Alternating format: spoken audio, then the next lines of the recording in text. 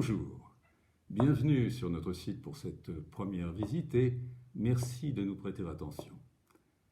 Qui sommes-nous et de quel sujet qui concerne le plus crucial des affaires de notre pays souhaitons-nous parler avec vous?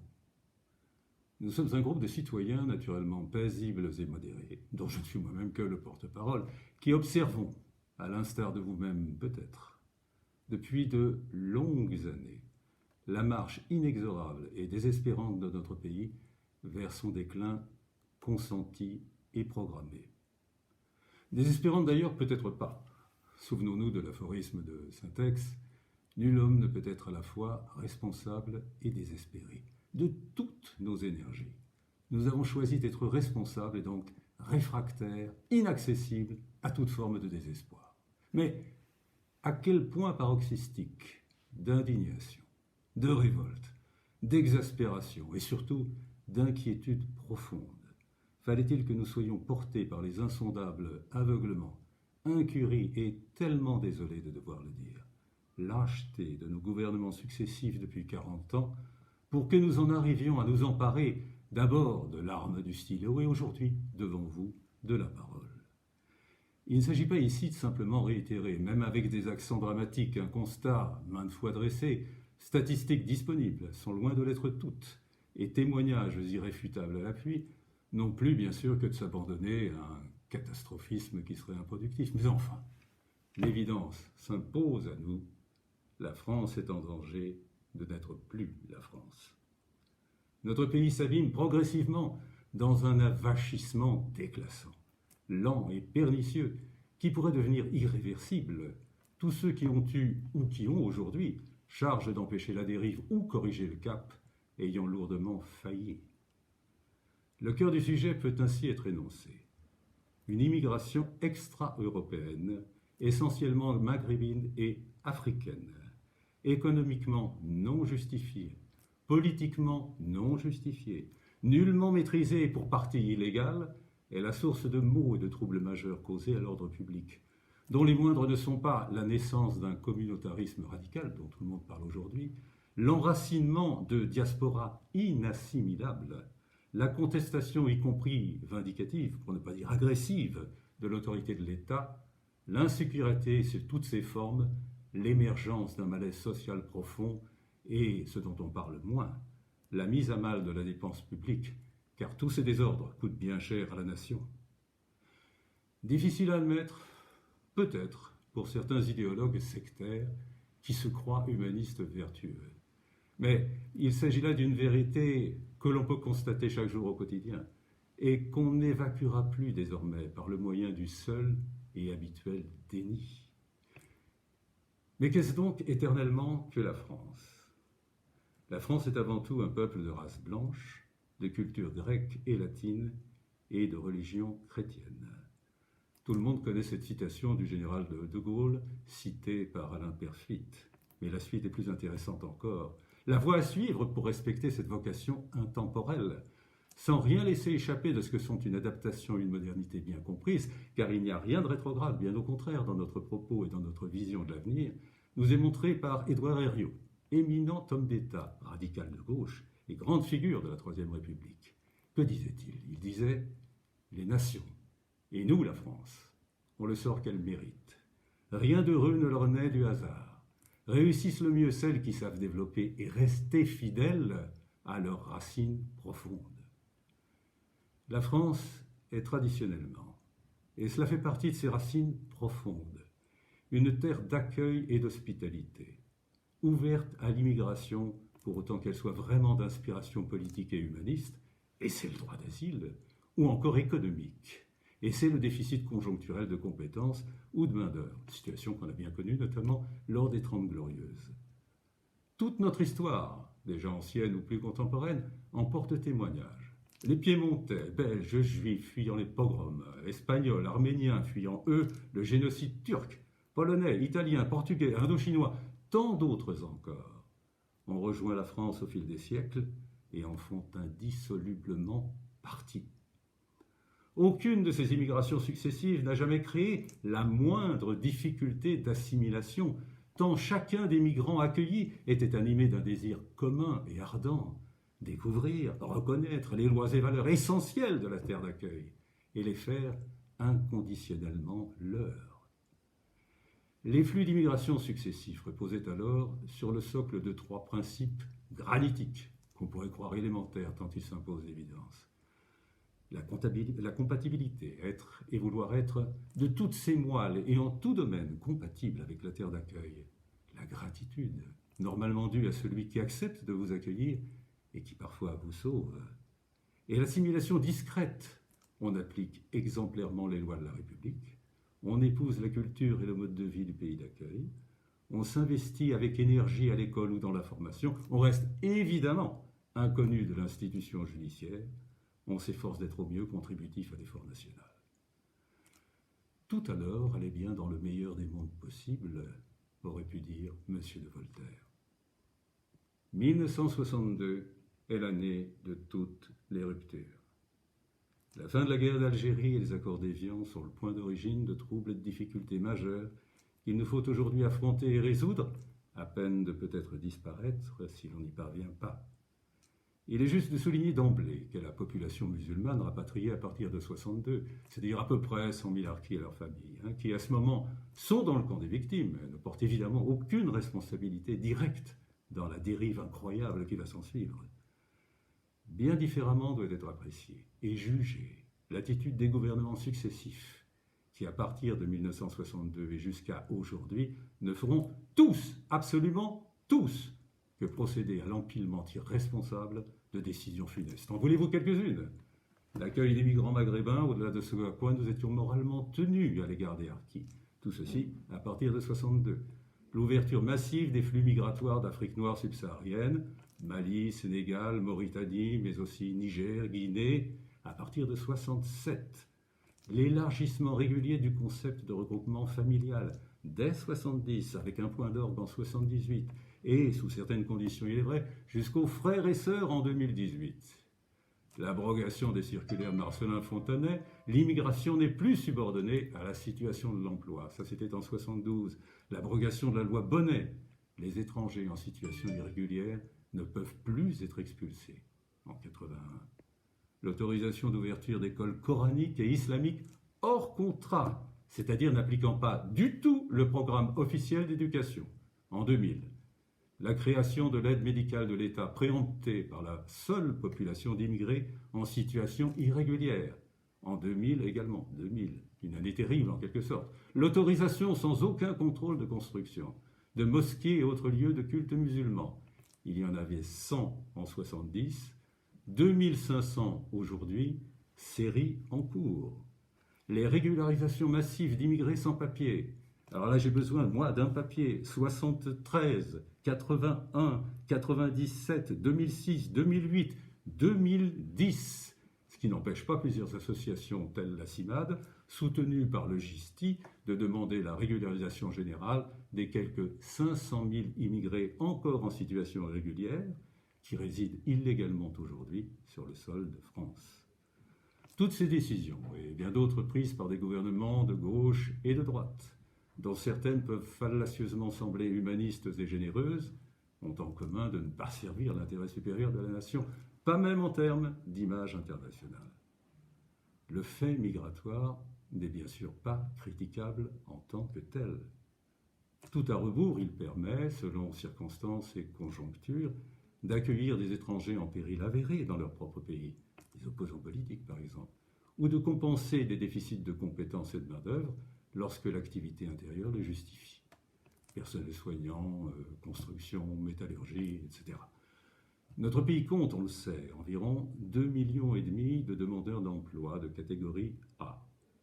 En regard sont en permanence proposées quelques 700 000 offres d'emploi qui, en toute cohérence, devraient aisément trouver preneur au sein de la population nationale. Nous le savons, ça n'est pas le cas. Cela a plusieurs raisons. La non-concordance entre les compétences acquises et les emplois offerts. Ça ne matche pas. Des salaires trop modestes pour des emplois à faible qualification, des conditions de travail jugées parfois pénibles avec des horaires décalés ou nocturnes, et aussi, disons-le bien, un dispositif d'assurance chômage dont la générosité peut parfois contrarier, voire même annihiler les efforts sincères de recherche d'un travail. Sans oublier le comportement de certains employeurs dans les secteurs de la restauration et du bâtiment notamment, qui trouvent avantage à faire appel, légalement ou pas, à une main-d'œuvre étrangère disciplinée, pour ne pas dire soumise, satisfaisante, c'est vrai, en termes de prestations fournies, mais surtout peu chère.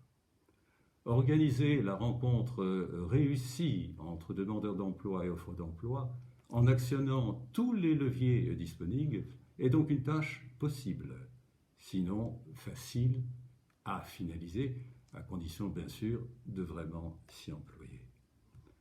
À très peu d'exceptions près, la France n'a plus besoin, aujourd'hui et probablement de façon durable, de ces apports venus de l'étranger. Ne permettez à personne de vous dire le contraire. Accueillir néanmoins massivement dans un tel contexte ne peut qu'activer le levier du désordre et son habituel cortège de conséquences néfastes. Alors, prolifération des filières de passeurs, mal logement, malnutrition, chômage, clandestinité, délinquance, criminalité, qui sont jumelles, toxicomanie, trafic en tout genre, impact malaisé à calculer, mais considérable sur la dépense publique, services de prestations sociales multiples, sans contrepartie par le travail ou par l'impôt, surnatilité délibérée, fraude sociale, saturation des établissements pénitentiaires, etc. sans doute. La réalité sèche est que cette sorte d'immigration massive, invasive, sans justification économique recevable non plus que politique, subie et non voulue et encore moins choisie, sauvage car non régulée, souvent illégale ou clandestine, la France n'en a aucun besoin. Et pour achever d'être clair, elle n'a aucun devoir moral de type post-colonial ou autre de néanmoins s'y résigner contre toute raison.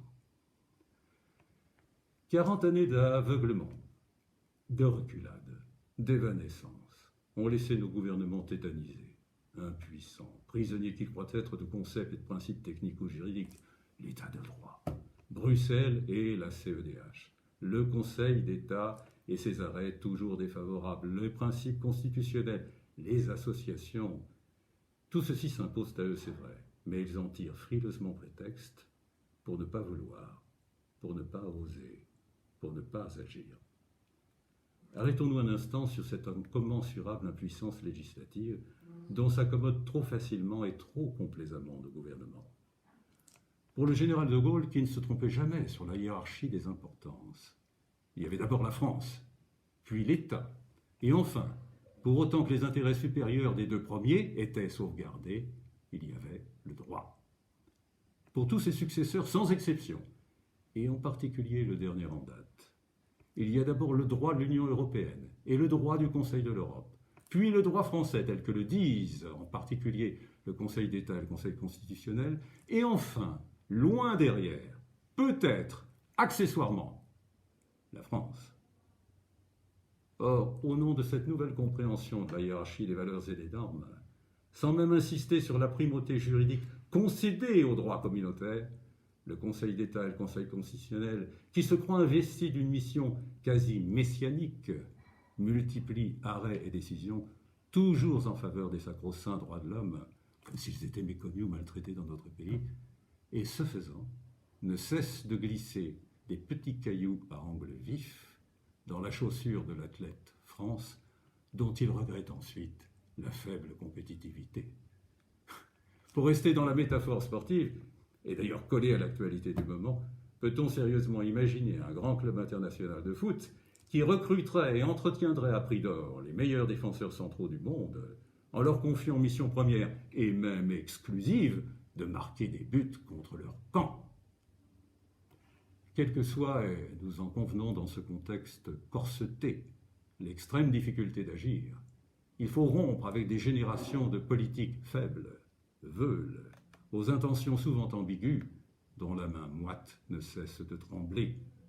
Ce constat crucial, nombre d'analystes de toute sensibilité politique l'ont déjà dressé, mais nul ne s'est jamais vraiment employé à cet instant à proposer les bases fondatrices d'un vrai programme en forme de sursaut national, un programme pacifique et légaliste pour rendre la France à la France. D'aucuns membres ou proches du gouvernement actuel, ou de gouvernements d'ailleurs qui les ont précédés, ne manqueront pas d'objecter. Mais si, bien sûr que si, la prise de conscience a bien eu lieu. D'ailleurs, le projet de loi sur le séparatisme ou le respect des principes républicains, actuellement en débat devant le Parlement, en est l'énergique et lucide expression. Cette objection, chère à presque toute la classe politique, et en particulier à M. le ministre de l'Intérieur, est une tragique espièglerie.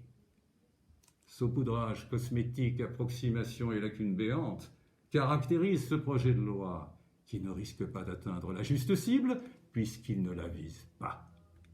Il est disqualifié car frappé d'impuissance avant même sa prochaine adoption, non pas du fait de ses orientations générales qui sont globalement acceptables, mais en raison de sa pathétique insignifiance en regard de l'acuité critique du sujet qu'il prétend traiter.